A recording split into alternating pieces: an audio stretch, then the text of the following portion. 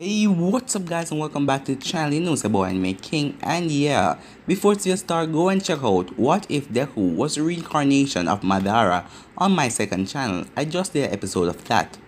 But today I'm going to be giving you part 54 of What If Naruto Went Dark. And I hope you guys enjoy. Get this one to 100 like as usual. Comment down below and tell me what you think of this episode. Remember to share it to all of your friends on all of your social media platforms. And yeah, go over to my second channel and click that subscribe button and join Anime King too guys. Trust me, I'm gonna be posting a lot of wonderful what if on that channel. So yeah, it's gonna be very entertaining for you guys. So without further ado, let's get straight into it. Start the intro.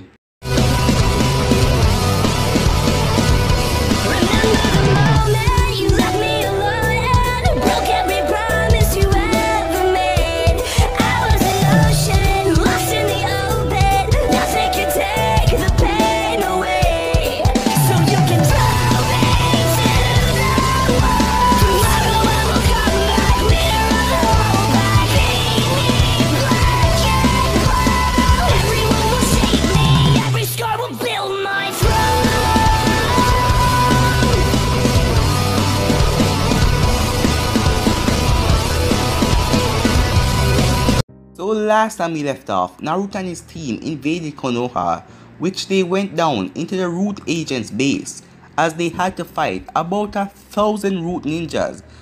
Naruto's team was tired, but Naruto, with his large chakra results, he was still fully energized. As his team faced off against Danzo, Danzo was easy pickings for them as they defeated him, but he wanted to take them all down with him. So he ignited a detonation on his body as black marks came over him. Naruto grabbed all of them as he headed out. After that, Naruto decided to leave Konoha, so he grabbed all of his teammates in his tail as he then flew up in the air as he looked down at Mito and Menma, as he then fly off in a red splash. Naruto was now flying through the air. If you guys want to check it out yourselves, just cross the playlist and check out from part 1 if you're new. But if you all caught up, just go check out the last episode. Naruto was flying through the air when he heard a voice. Hello again. As Naruto stopped mid-air, he looked around to see that the moon was full tonight. You again, said Naruto, as he's been hearing these voices from the moon when it was full. He then looked up to see that a white-haired woman was standing in front of the moon. She then disappeared, as Naruto then heard the voice again. War approach. Do whatever it takes, the voice whispered. What? I must do whatever it takes to what? The voice said win. Don't worry, I shall, said Naruto as he just talking to no one there. His teammates were asleep in his tail as Naruto curled them all up. His tail was so fluffy, it was comfortable to them. I will do whatever it takes to get rid of the Akatsuki. This is the only reason why I'm joining this stupid war in the first place, he said. No, it isn't, said the voice. You're doing it to protect the one you love. Naruto growled out, whoever this woman was, this voice, she knew more than she should. How do you know about this? He asked, as he looked up at the moon. I've known you and watched you for a very long time. I've seen the darkness in your heart. And the good as well. You wish to prove yourself that you aren't just a monster, said the voice. Who are you? Naruto said. How can you know me a long time? Who the hell are you? I am your mother, the voice said. What? I already have a mother, and it isn't you. Her name is Tazunami, and that's not you. And if you've known me for this long, why haven't you helped me through my harsh life? Only at night when the moon was full, you say a couple of words to me and then you stop talking until the next full moon. Explain to me how the hell you are my mother, Naruto said as he growled up at the moon. He waited for a few seconds and a minute then passed by as he didn't get back an answer, as Naruto then started to move again as he flew through the air. The next day, all of the cages sat around a table, Mifune also being present. as Minato and A were having a staring contest, each of them staring at each other. "Hello A," said Minato. "Hello Mr. Fastest Man Alive," said A, as he said it with a sarcastic tone. "Faster than you," muffled Minato. But A heard him. "Do you want to test me? I promise you the years haven't done a thing to my ninja skills. You behind a desk all these years, doing paperwork. I bet that you're not fast as you once was," said A. "When you are the leader of the strongest village in the land, you don't have time to play around. I have a lot of responsibility to hold up. And I heard you still have your temper tantrums. You smashing that desk in the Hokage summit," said Minato with a smirk on his face.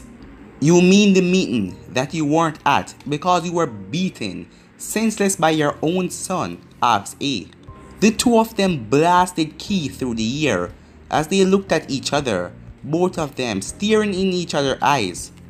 "I thought that this was a formal meeting, not two children fighting over some damn toys," said Zabuza, as the other Kages didn't say anything to Zabuza because he was right. These two were just here quarreling over who's stronger and those things. "I am glad that the new Kage of Wave is among us," said Mifune, trying to change the subject. "Are you aware of our current situation?" "Yes. The Mizukage has told me about the war against the Akatsuki and that you guys need Wave to join," said Zabuza as he looked at me. "Good," said Mifune. "Now let's get it." He then was suddenly cut off when he turned around as B walked in. He then said, "Hey Ao," as Ao was with me. "What's going on?" B said as he glanced at Ao. "B, what are you doing in here? Go wait outside," shouted an angry A. "Hey bro, don't be mad. Get glad I have arrived right on time. My verses are deep and my rhymes are beat. They can give you motivation and work harder to make your invasion plan," said B as he pulled up a chair next to A and sat down. "Please forgive him. This is my younger idiot brother," said A with a sigh. "I have heard much about you," said May as she looked at B. "Well, I would love to get to know more about you, girl." "Damn, that is one killer girl right there," B said to A. "I think I'm in love with a stripper." B started to sing out. "A stripper?" said May as she got angry. She was totally offended. She was liking what B was saying before, but when he called her a stripper, it got out of line. "B!" shouted A as he gave him the iron claw, as he then shut his mouth and sat down. Zabuza looked at B as he said, "Is that Samihata on your back?" asked Zabuza, seeing the sword strapped on his back. "Oh yeah, I got this from some weird short man, but I was the better man in the end." "Wee," said B. "We need to continue the meeting about the war," said an annoyed Gaara. Mai then glared at B as she covered her breasts when she saw him staring at them.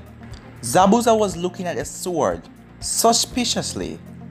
Shigetsu was doing the same. He was beside Zabuza as his backup.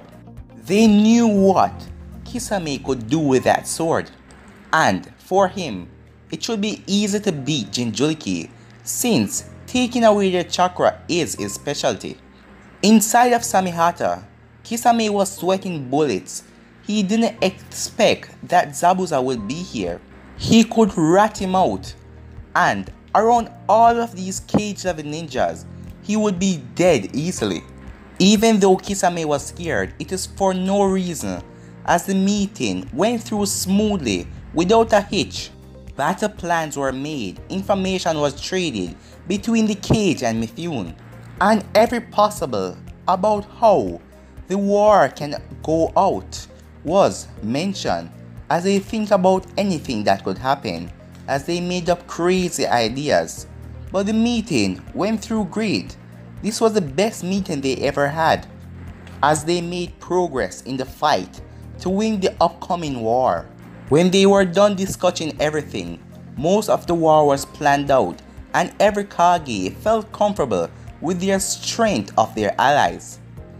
And all of the allied shinobi forces were behind them. Good, I believe that we have went over everything, said Mifune, as he was glad that the last meeting before the war was a success. The only thing we have to do now is move our forces to Kumo and make the first move on the enemy, said Onoki. You all should bring your ninja in the next 3 to 4 days. We cannot let the enemy have anything else to plan, said A. It shall be done, said Gaara. So is that it? Asked Zabuza. When everyone agreed that it was the end of the meeting, he sighed. Good. It's about time, said Zabuza, as he then stood up in a quick motion as he grabbed his blade. All of the cages jumped back when he slammed it down on the table, destroying it. What are you doing? Shouted Minato as his guards, Kakashi and Yamato, came in to protect him. Just trying to address something, said Zabuza as Haku and Shugetsu jumped next to him. Something you could address formally instead of slamming your large sword in front of us, said the annoyed Mai.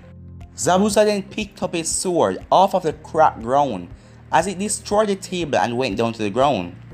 Here is the truth. Wave is independent. What does that mean? Asked Gaara as Temari and Kankuro stood in front of him. It means we do what we want, said Zabuza with a smirk behind of his mask. I mean, the bandage on his face should look like a mask to you guys. I don't know if it looked like a mask to you, but he smirked behind the bandages. So all this explaining the war to you was for nothing, growled a very angry Onoki. Oh no, we will keep our word in joining the war, but in our own way, said Zabuza. Explain further, said Gaara. Well, Naruto do not really trust any of you, except for Mei over there and her village. And he doesn't like the fact that you all wish to kill him before, and now you want his help in joining the war because you know that you cannot win, and you want his strong ninja in Wave.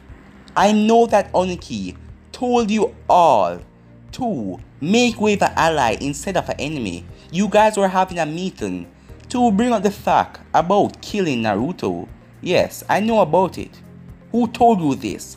Asked a very angry Raikage. The same one who you guys sent to inform us about the war, said Zabuza as all of the Kages turn around and glare at Mai as she gulped.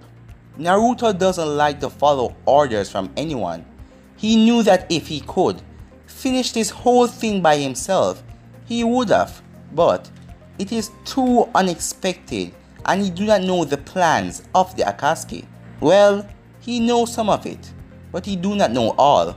And he doesn't know if they have any new plans. That is why he need you guys to take care of the ones who he doesn't have time for, said Zabuza. As he then took a deep breath, Wave shall join the war when they want. We won't be in Kamuno at the start, for we will jump in anytime we wish to do so.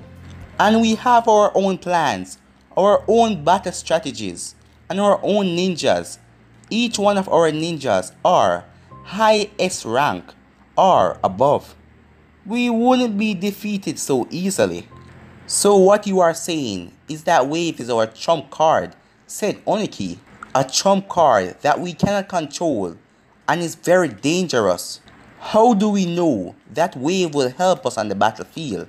Onoki said in a very angry tone, and won't just turn around and kill us off after they finish the Akatsuki. You all came to us and asked if we can participate in the war, something we are going to uphold. We just have a different way of running things than you, said Zabuza.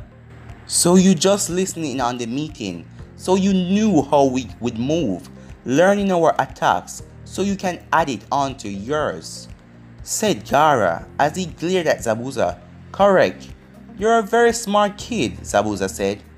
That sounds like a move that an enemy would do, said A as he took a fighting stance. It does, doesn't it? Said Zabuza. You can take us as enemy if you want. but it will be an idiotic thing to do. We have a common enemy. In the past, the only thing that will make the 5 great ninja nations make a temporary alliance was to join together to defeat their common foe. So, we're going to help and join you to get rid of this foe in our way. But after that, you don't know if we will be enemies, but I'm sure that we will no longer be allies. So we are taking matters in our own hands. We do what we want, when we want, said Zabuza as he turned around, heading towards the door. Don't you dare go out that door, said the angry A as he was ready to fight. If you attack me, then I will consider your attack an attack against Wave. As its representative in its meeting, I'm sure that Naruto and the others wouldn't like to hear that the Raikage attacked me, and you could easily switch the situation of our Wave ninjas being your allies, temporary allies, to becoming your permanent enemies. Or we could just not participate in the war and you all could fight for yourself. And if you manage to win somehow, Wave will just declare war on the 5 great ninja nations. And then I'm pretty sure that after you were weakened and beaten in the battle, Naruto alone could defeat you all. So attack me if you want. I won't hold back, said Zabuza, as he kept on walking, not even looking at A. The 3 of them continued to walk until they exit the room. Damn, those Wave ninjas are some gangsters, said a very impressed B, as even though he was on his brother's side, that was pretty badass. Zabuza is smart, said Minato, by saying that they are going to do anything they want. They can pull out of the war anytime if things goes bad. And if they jump in the right time, they could look like the heroes of the war. And finally, if they don't like how we are running the war, and one of us, Minato looked over at the Raikage, tried to do something, Naruto could just pull his Wave forces out of the war and leave us to take on the war ourselves. The war haven't even started yet, and we are already at Wave mercy. Minato finished as he rubbed his chin. Naruto has so much power in this situation. It's not like we can just do whatever we want, Minato thought to himself, knowing that Naruto holds all of the cards. Are we just going to stand here and take that? Shouted A. We cannot do anything about it, shouted Mei, surprising all of them. You guys just don't understand how strong Naruto is. We won't win if we face them. I've seen his power personally.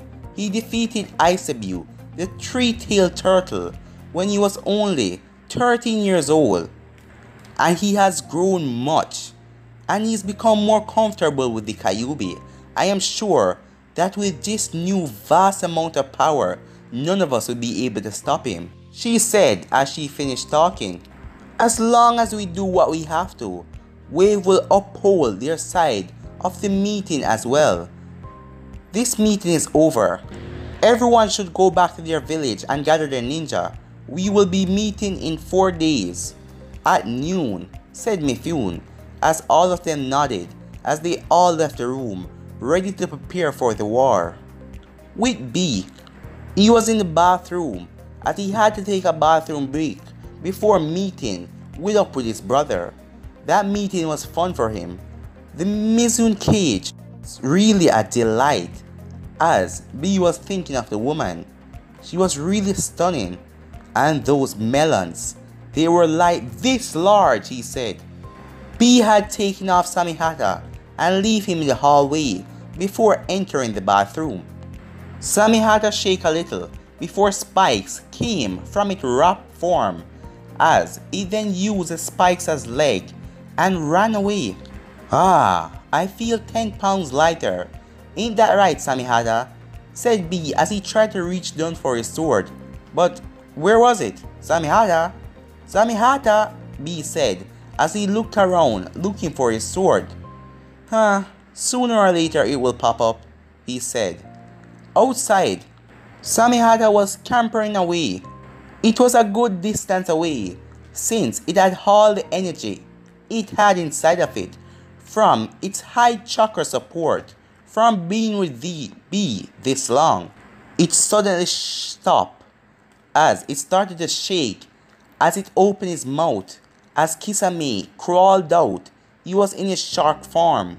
Finally, I managed to get away from that damn terrible wrapping, he said as he came fully out of Samihata. He then patted Samihata. Good girl, you did good, he said, getting purrs of happiness from the sword. Alright, now let's get back. He had to grab Samihata and jumped out of the way as a large sword crashed into the ground. What the hell was that? Said Kisame as he looked around to see Zabuza right in front of him. He was about 3 feet away. I figured it out a long time ago, but I was just waiting and see if you will reveal yourself, said Zabuza as he picked up his sword. Kisame, you got in all our ideas about the war.